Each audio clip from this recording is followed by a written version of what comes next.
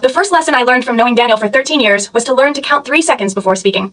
In the first second, let him finish the last half of his sentence. The second, confirming that he wasn't waiting for me to say, okay.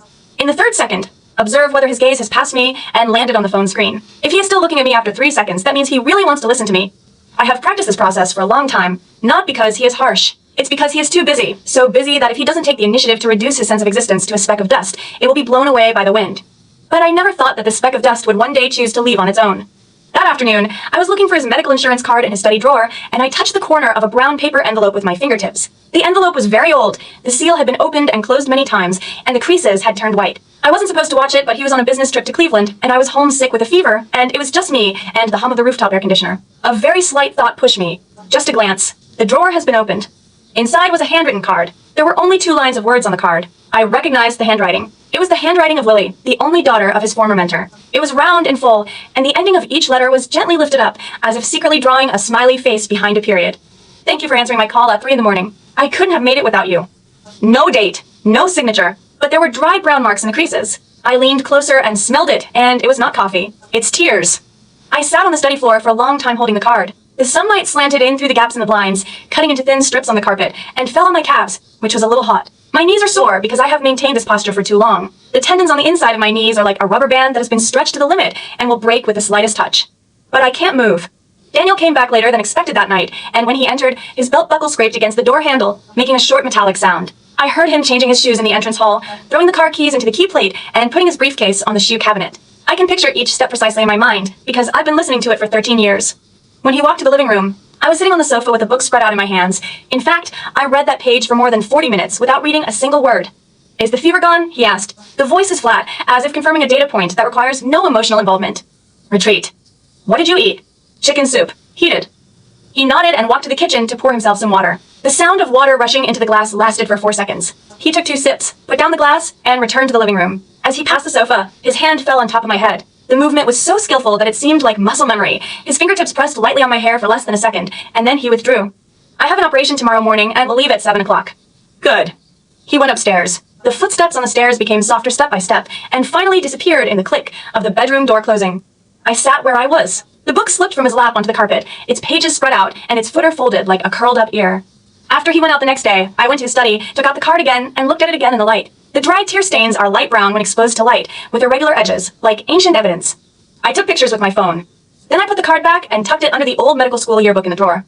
It's not that I haven't doubted myself. Maybe it was just written when she had an emotional breakdown. Maybe she was young 13 years ago. Maybe I'm the one who's overinterpreting it. But over the next few weeks, those maybes began to fall apart one by one.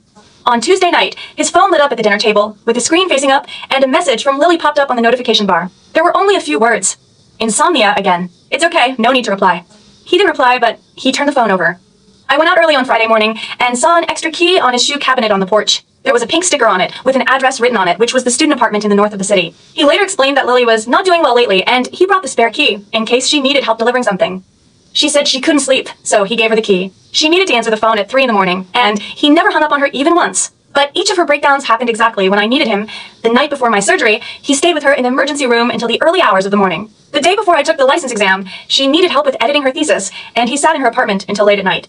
I signed the surgery consent form at home, wrote my name next to the patient confirmation column on the last page, and left his emergency contact blank. Because I can't get in touch. I later looked through his call history.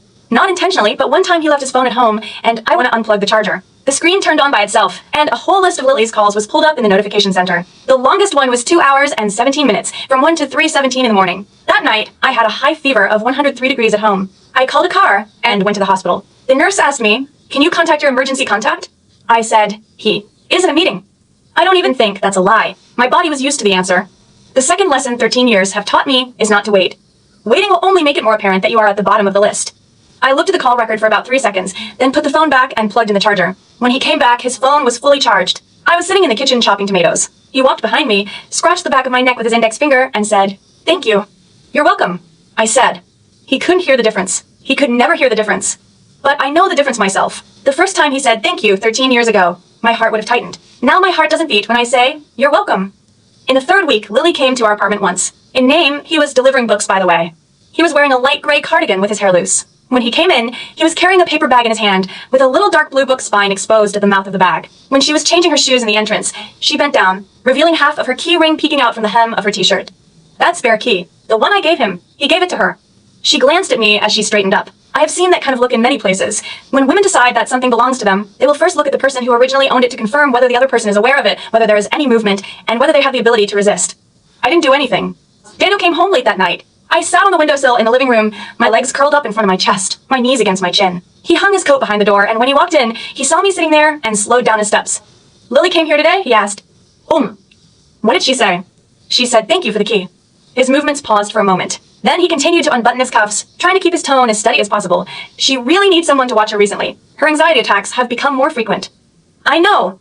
Claire? He called me, his voice lower than before. Maybe I finally realized that I know, too calmly. But he doesn't know that I didn't know it just today. It took me an entire afternoon sitting next to the manila envelope to absorb the full weight of the word no.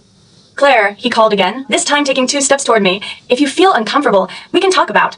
What to talk about? He paused.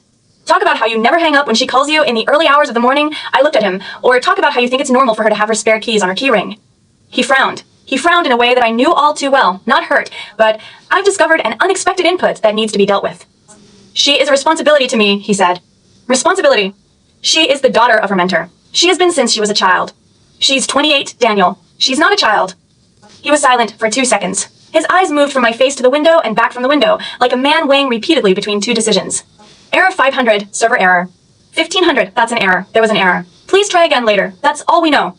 After. This word has appeared more than 200 times in our 13 years. More than 200 times. The content of let's talk later has never been covered by after. I didn't contradict him. I stood up. My feet were numb from sitting for a long time, and it felt like I was stepping on cotton when I stepped on the carpet. As I passed by him, he reached out and touched my upper arm. The heat from his fingertips spread through the thin sweater. I felt the warmth, but nothing else.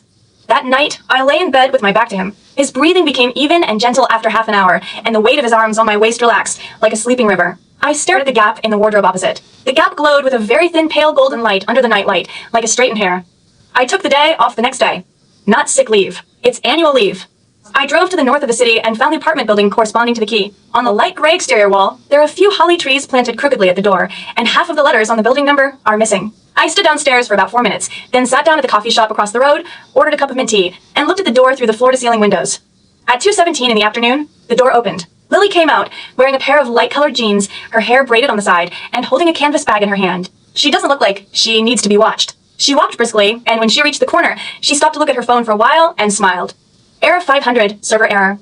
1500, that's an error. There was an error. Please try again later. That's all we know. I sat in that coffee shop until 3:40. After refilling the mint tea twice, the bottom of the cup has cooled down, and the mint flavor has turned into a faint chemical residue, like chewing a U-stamp. After I got home, I opened a new document with only the date in the title. Not a diary. It's a list. First line, spare key, sent. Second line, call record, 2 hours and 17 minutes in the morning. Third row, card, wrinkles, brown stains. Line 4, she comes to the house with the key hanging on her waist. After I finished writing, I encrypted the document and placed it in a folder called Recipes on my desktop. Daniel came back earlier than usual that day. When he came in, he was carrying a takeout lunchbox with the logo of the Thai restaurant I often went to in college printed on the paper bag. He put the paper bag on the kitchen island, took off his coat, and walked over to me. I bought that green curry you used to like. I'm sitting on the couch with my recipe folder open on my knees. I've actually closed it, and there's a blank document on the screen. He glanced at the screen and saw nothing. I will discuss Lily's arrangements with her next week, he said. What to talk about? Make her less dependent on me. So, you think the problem is that she relies too much on you, not that you make her rely too much. He frowned again. This time it was deeper, like a thin needle being inserted in and pulled out. Claire, I didn't mean to make you feel left out. I know, I said. He looked at me, his lips slightly parted, as if he was waiting for the last part of the sentence. I know is usually followed by but he waited for about 3 seconds, and those 2 words did not appear. Later he realized that that day was the last time he heard me say I know, with even a hint of a crack in my voice that needed to be reassured. Because from that day on, I stopped asking. Don't ask him what time he'll be back tonight. Don't ask who he is eating with. No matter why you glance at your phone and press mute when it rings. Don't ask when that spare key will be returned to our home key disk. Don't ask. Don't ask. Don't ask. I was as quiet as an empty room. It took him 11 days to find out. In 11 days, I did 3 things. I contacted a clinic in Seattle and applied for a 1-year exchange rotation. I opened a new savings account in my own name and transferred the royalties I had saved over the past 3 years into it. I read a personal affairs list prepared in advance online, emergency contacts, medical insurance authorization, property disposal intentions, and autopsy consent forms. These are things I had never thought of writing myself. But I sat in my study that afternoon, fingers resting on the keyboard, and realized that he might never be the one to fill them out for me. Not because he doesn't want to. It's because the action of filling in itself requires him to know that these documents exist. And he doesn't know. On the evening of the 12th day, he came home with a piece of mail. He didn't hide it when he opened it, but he didn't show it to me either. He sat across the table and folded the paper in half, then unfolded it, then folded it in half. The edge of the paper turned over between his fingers, the creases getting deeper and deeper, and the surface of the paper began to turn white, like the joints where skin had been rubbed too much. Has Seattle sent you a rotating invitation? He asked. When did you apply? 3 weeks ago. He looked up at me. The table was not long, and there was only a dinner plate between us, but at that moment he looked at me as if he was separated by an entire corridor. Why didn't you tell me? You were busy with Lily 3 weeks ago. Claire. Error 500, server error. 1500, that's an error. There was an error. Please try again later. That's all we know. He paused. His fingers stopped at the top of the crease of the paper and did not continue turning. She didn't move out, he said. She went to a short-term rehabilitation program. There was an independent living management program for her. Did you send her there? I drove her to the door. He looked at me as if he was waiting for me to ask. Why? I didn't ask. He has already answered. He walked her to the door. He still has the key. The line on his phone was still open at 3 in the morning. I'll go to Seattle for a year. I said.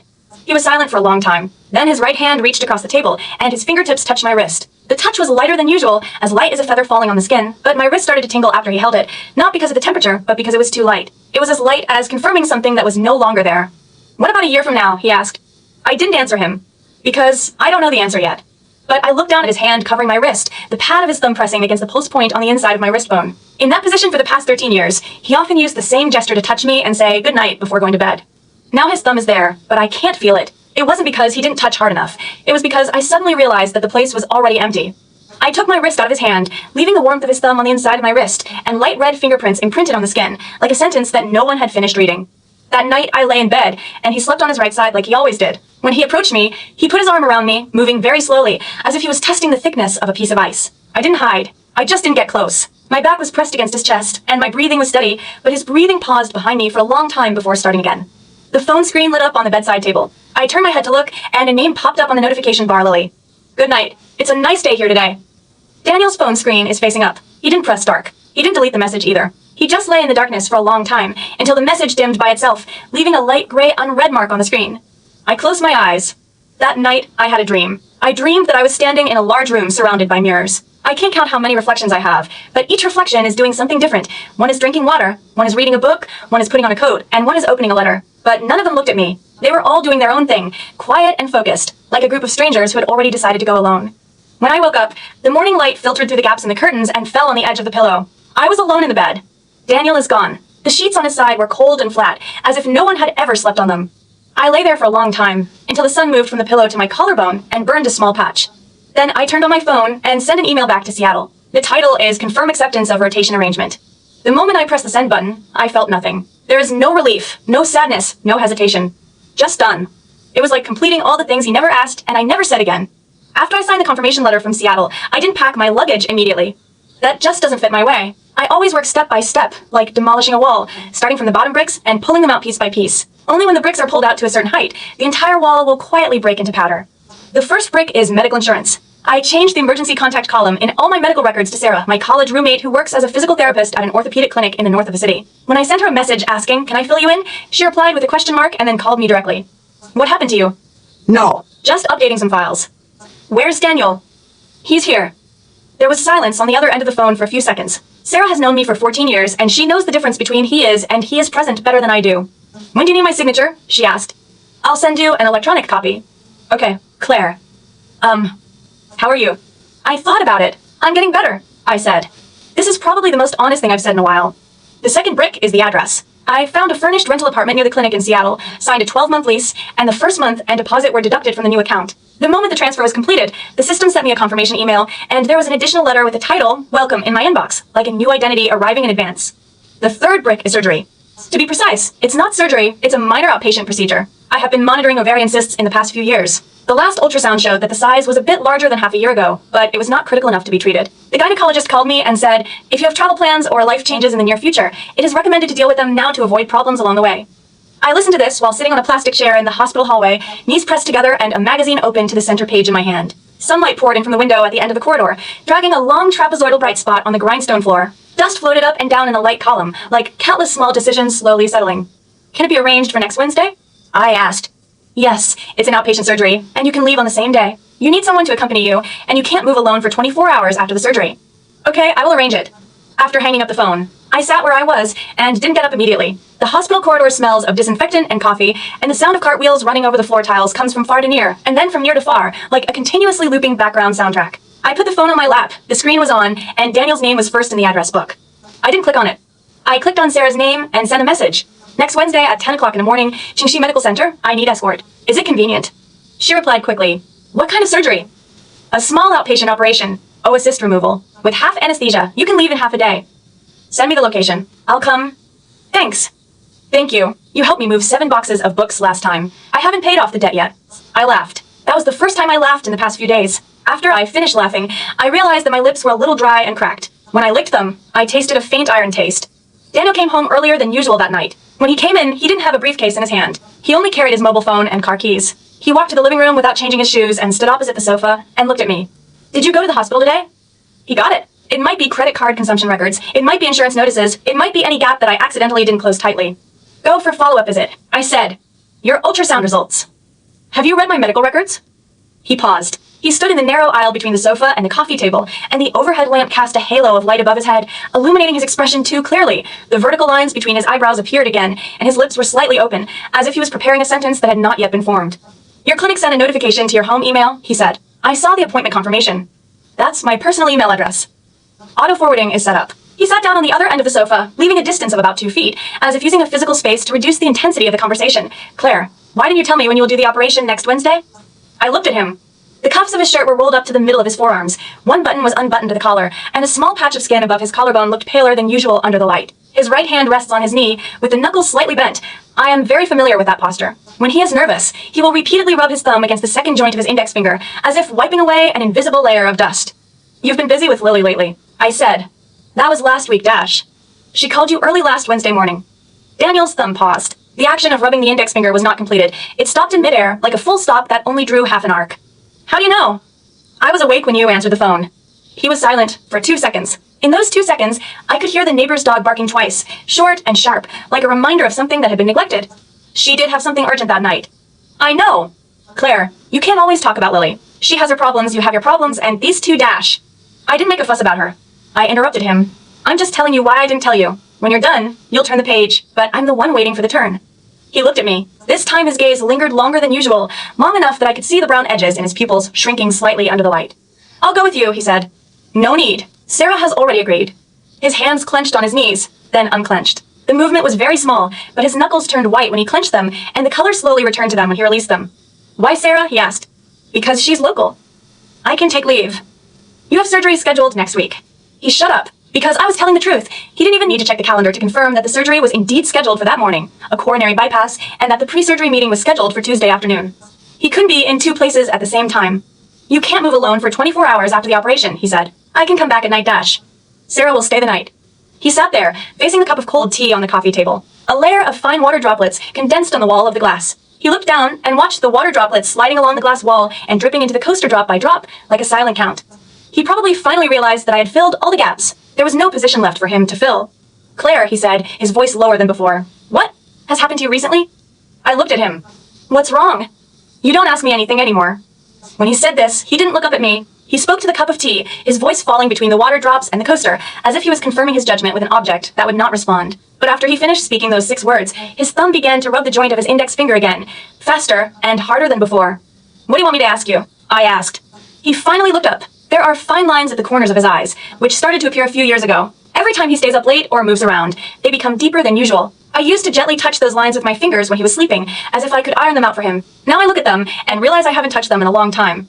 Ask me why I've been coming back so late lately, he said. Because your surgery schedule has been adjusted. Ask me why I don't answer the phone. Because your operating room blocks signals. Ask me. He stopped. He probably found himself running out of questions because I never asked him those questions. In the past 13 years, I've never checked his whereabouts, gone through his bag, or asked him why he came home late. I believe him. I believe him now too. But believing and needing are 2 different things. I don't have anything to ask, I said. I know where you are, and I know why you are there. I don't need to know the rest. Daniel looked at me. His lips opened and closed like an interrupted sentence, looking for a place to start again. You don't need to know? He repeated the word, as if tasting an unfamiliar word. You weren't like this before. I know. You would have asked me before. I needed answers before. What now? I looked into his eyes. The tan edge refocused under the light, like a camera focusing on a distant object. I don't need it now. His thumb paused. The living room was very quiet, so quiet that I could hear the rhythm of his breathing changing from even to short, as if someone was running unknowingly. Then his cell phone rang. He glanced at the screen and didn't answer, but that name stayed in the notification bar long enough for me to see clearly Lily. He turned the phone over and placed it on the sofa cushion with the screen facing down. I shouldn't have let her, he started, then swallowed back half of a sentence. What do you want her to do? Rely on me. When he finished these words, there was finally something in his voice that I hadn't heard for a long time. That kind of thing seemed to come up from a very deep place, with a thin layer of cracks on the surface. I stood up and picked up the cup of herbal tea on the coffee table. The water droplets on the side of the cup touched the palm of my hand, making my fingertips tingle slightly with the cold. I carried it to the kitchen and poured it into the sink. The sound of water was short, like a sigh that was quickly swallowed. Daniel, I said with my back to him, do you know what touched me the most when I first met you 14 years ago? He was silent. It's your concern for others. I said, you never push away someone who needs you. I put down the cup and turned around. He was still sitting on the sofa, with his phone clasped on the cushion. The dark light from the screen leaked from the edge and flickered between his fingers. Even now, I said. He stood up. The movement was so fast that the coaster on the coffee table was knocked an inch off by his knee. He took 2 steps toward me and stopped in front of me. The distance was so close that I could smell the familiar smell of laundry detergent on his shirt, a faint mixture of cedar and citrus. He hadn't changed it in 13 years. Claire, I can care about 2 things at the same time, he said. You keep proving it. So. But what I need is the order of caring. He looked at me. The 2-foot distance shortened to within an arm's length at this moment, and I could clearly see the small patch of stubble on his chin that had not been shaved cleanly, glowing iron gray under the light. In your order, Dash, I started, feeling my voice was steadier than expected. No one ever said that the order you care about is wrong. It's just not on my side. He didn't argue. He stood at an arm's length from me, his hand hanging by his side without lifting it. His lips moved, as if he was trying out the pronunciation of a sentence, but didn't let it come out completely. I turned around and headed for the stairs. I will send Sarah the postoperative instructions for next Wednesday's surgery in advance. She will pick me up at the clinic. Claire. You don't have to worry. When I stepped on the first step, he called my name from behind. I stopped and didn't look back. The window at the corner of the stairs was open a crack, and the night breeze squeezed in through the crack, causing the hair beside my ears to move slightly. When you come back, Dash, he started. What will happen after you come back? He was silent for a long time. After a while, the wind stopped, the window cracks closed again, and the air returned to stillness. I don't know, he said. I continued upstairs. The wooden steps under my feet will make a slight creak at the 3rd level. It has been like this for 13 years. I know it, and it knows me. When I lay down that night, the other side of the bed was empty. He didn't come up. I was lying on my side, facing the window, and the moonlight filtered in from the edge of the curtains, drawing a thin and pale strip of light on the carpet, like a road pointing in a certain direction. When I went out the next morning, there was a warm cup of oatmeal latte on the dining table. There was a note on the cup cover. There was only one word on it. To go. There was no signature, no modal particles, and no extra symbols. I grabbed that cup of coffee and headed out the door. While waiting at the bus stop, I tore off the cup sleeve, folded it twice, and put it in my coat pocket without throwing it away. Not because I want to stay. It's because I haven't found a way to deal with it yet. At 7:30 on Wednesday morning, I was sitting in the preoperative preparation area of Qingxi Medical Center. The light blue curtain was half opened, and on the bed opposite there was a young woman scrolling through her mobile phone. She had an indwelling needle on her ankle and was still answering work emails with one hand. She looked up at me and smiled at me. Did you come by yourself? My friend is waiting outside. I said. I came here by myself. He said he wanted to accompany him, but I think he just sat there and checked his phone when he came. It would be better for me to stay by myself. I smiled a little. She chatted with me for about 4 minutes about how her husband had no memory of what kind of sushi she likes to eat. Halfway through the conversation, the nurse came in and asked her to change clothes. She said good luck to me as she lay on the gurney. As I lay on my gurney, I wondered. Daniel remembered what kind of sushi I liked. He remembers whether I add sugar to my coffee, remembers that I have a threshold for the spiciness of green curry, remembers that my feet get cold in the winter and I get migraines in the summer. He remembers all the details about me. He just didn't put those details in the urgent folder.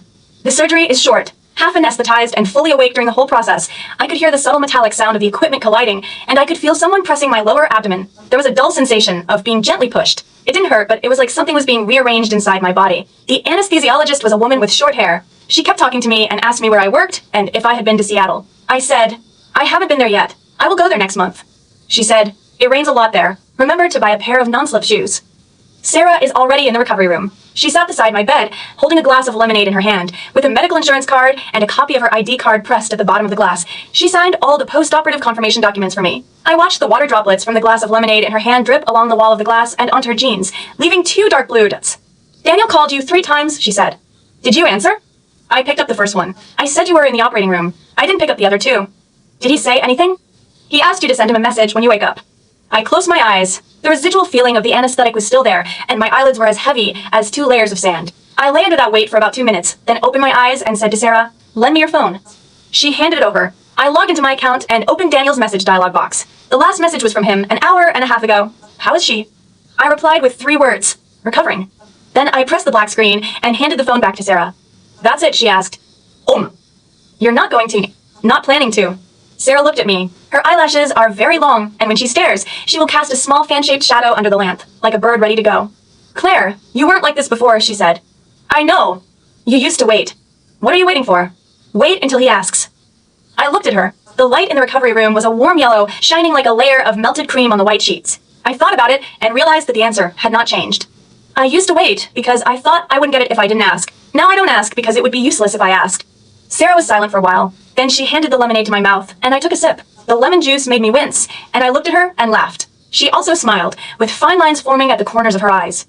I returned to the apartment around 6:30 that evening. The 24-hour post-operative restriction made Sarah insist on sending me to the door, making sure there was a light at the door. The door lock was working properly, and there were at least 3 days' worth of food in the refrigerator before driving away. As she left, she stuck her head out of the car window. I'll call you tomorrow morning. Don't take that painkiller alone, without checking the dosage. No. You. Go quickly. She smiled and rolled up the car window. The taillights dragged out 2 red tracks in the dusk, and then disappeared around the corner of the next intersection. The entrance light was on when I entered the house. Daniel was sitting on the sofa in the living room, with half of his suit jacket hanging on the armrest, and his tie loosened to the second button on the collar. There were 3 takeout boxes on the coffee table in front of him, with the lids half opened. Inside were green curry fried rice noodles from the Thai restaurant, and a fried spring roll that I didn't order. He looked up and saw me and stood up. You're back. Sarah said you could come back this afternoon. She didn't say what time I would be back. He paused. She didn't say. Then how long have you been waiting? Since this afternoon. He looked at the 3 boxes of completely cold takeout on the coffee table and said nothing. I changed into my slippers and hung my coat on the hook on the porch. The movements were very slow because there was still a slight pulling sensation in the abdomen after the surgery, and every inch of bending was like testing the boundaries of the wound. He stood in the living room, neither approaching nor sitting down, just watching me finish those things. You didn't tell me she was going to spend the night with you, he said. You didn't ask me either. The corners of his mouth moved. It wasn't a smile. It was more like a spontaneous contraction of a muscle, as if something had touched a certain place that he didn't expect. Claire, he came over and stopped between the coffee table and me. His hand hung by his side, and his fingertips curled up and loosened, then relaxed and curled up again. I was thinking about one thing while you were undergoing surgery today. What's up? Think about the last time I went to the hospital with you.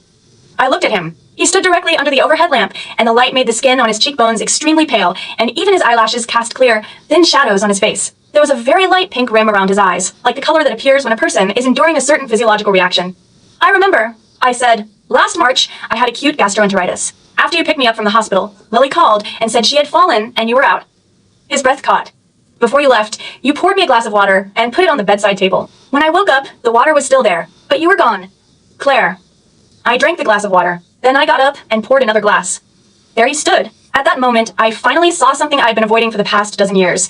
The look on his face wasn't guilt. It is a confusion of being forced to face one's own behavioral patterns, like a person walking the same road home for a long time, until one day someone reminds him that this road is actually a long detour. It never occurred to him that it was a long way around, because that road leads all the way to the end. I want to go to Seattle with you, he said. Why? Because you're afraid I won't come back? He was silent for a long time. The oil from the 3 boxes of takeaway condensed into a layer of light white solid after it cooled down, floating on the surface of the curry, like a shell that sealed off all temperatures. Yes, he said. Then have you ever thought about why I don't want to come back? He looked at my face. His fingers finally came up and stopped just before they touched my wrist, hanging in midair, as if waiting for permission that didn't come. His fingers paused in the air for about 3 seconds and then dropped. That night, I slept in the guest room. When he brought the pillows and quilts for me, he paused at the door, as if he was looking for a suitable position to hand the bedding set in, but in the end, he just put them on the chair by the door and did not enter the door. Good night, he said. Good night. The door is closed. I lay down on the guest room bed. The mattress was harder than the one in the master bedroom, and there was a slight spring sound when I turned over. A car light outside the window swept across the ceiling and then left, leaving a brief trace of light. When I lay on my side, I put my palms on the gauze on my abdomen. Through my pajamas, I could feel the subtle heat coming from the small patch of skin as it healed, like a signal from something that was growing back. The phone lit up on the bedside table. I picked it up and read it. It was a message from Sarah, 2 words. Are you okay? I replied, it's okay. Then I stared at the word okay for a few seconds and added below, I will have a follow-up visit at the clinic tomorrow morning. Come to my house at noon to pick up my bottle of painkillers. She responded with an okay expression. I was about to lock the screen when another message popped up from Daniel's dialogue box. Just 1 word. Good night. I watched it for a long time. Then I clasped the phone over and placed it on the bedside table with the screen facing down. The word fell on the wooden surface. No echo, no ripple, just lying there quietly. Like all things that arrive late, no matter how precise it is, it has no meaning. At 7 o'clock the next morning, when I went to the kitchen to pour water, I saw a sticky note taped to the refrigerator door. It read, there's porridge in the rice cooker. Set it to the keep warm setting and keep it warm. Don't take medicine on an empty stomach. No signature, but I recognized the habitual prolongation of the last stroke of the word be, like a person's hesitation leaving traces at the end of a stroke.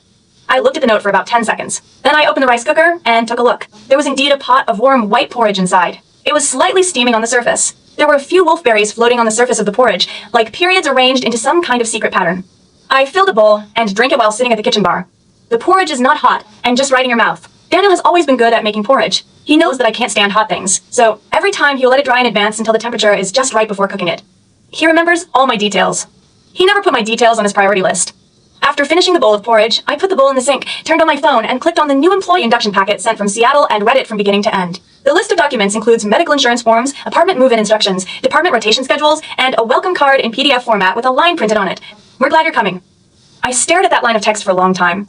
Then I took a screenshot of the welcome card and put it in the recipes folder along with the card photo, the screenshot of the call history, and the photo of the key. That folder now contains 7 files, each like a guidepost, pointing in the same direction.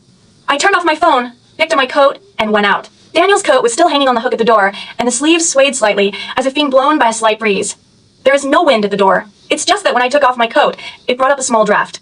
I looked down at the cuffs of his coat. There was a dark gray shirt button on that cuff, reflecting a glimmer of light in the semi-dark entrance hall. I suddenly remembered that I mended that button for him 3 years ago. The original button fell off during dry cleaning. I couldn't find the exact same one, so I took one off his old shirt. The thread color was slightly lighter by half a size, and it was almost invisible unless you looked carefully.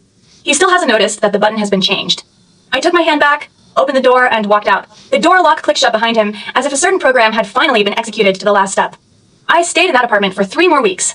Not because he wanted to stay. It's because it takes time to remove the traces of a person's 13 years, and I don't want to make leaving seem like a scene that requires the audience's reaction. I take a little away every day and put it in a cardboard box in the trunk. When the box is full, I drive to the storage center in the south of the city. The employees there already knew me and gave me the cabinet at the end of the same row every time. I changed the password for the door lock 3 times, but I never remembered it and checked it again every time. There is nothing ritual about this action. There is no farewell, and no I'm leaving email. I just grab 2 more books every morning when I leave the house, hang up 1 less coat, and replace my toothbrush on the bathroom shelf with a new travel size in my bag, leaving the old one in the cup holder. I come back and operate these after he goes out every day like a silent demolition project. The bricks are removed, but the wall still maintains its original outline, until at some point you give it a gentle push, and the entire wall silently falls into its own shadow. The next week, Lily came again. I was arranging tea cans in the kitchen when she rang the doorbell. I collected them myself, a total of 12 iron boxes, each with a different origin label. It took me 3 years to collect these 12 boxes. That day I was putting 6 of the unopened items into cardboard boxes when the doorbell rang. Opening the door, she stood outside, holding an envelope and a paper bag in her hand. In the paper bag was the book, given by the way, with the cover facing out, the same as last time. "Is Daniel here?" she asked. "At work." "Oh," then dash. She glanced at the entrance hall behind me, and her eyes paused on the row of hooks, like a person counting to confirm whether something was still there. "You come in and wait?" I said. She hesitated for less than half a second, then stepped through the door. The sound of her shoes hitting the floor mat was very soft because she was wearing a pair of soft-soled ballet flats with a light beige upper and a small bow tied around her ankle. I turned and walked back to the kitchen, her following behind. As she passed the living room, she glanced around, the bookshelf, the sofa, my half-cooled cup of tea on the coffee table, the dead leaves of unknown plants on the windowsill. She looked at every corner, like a person confirming the coordinates of her own map. "What do you want to drink?" I opened the refrigerator.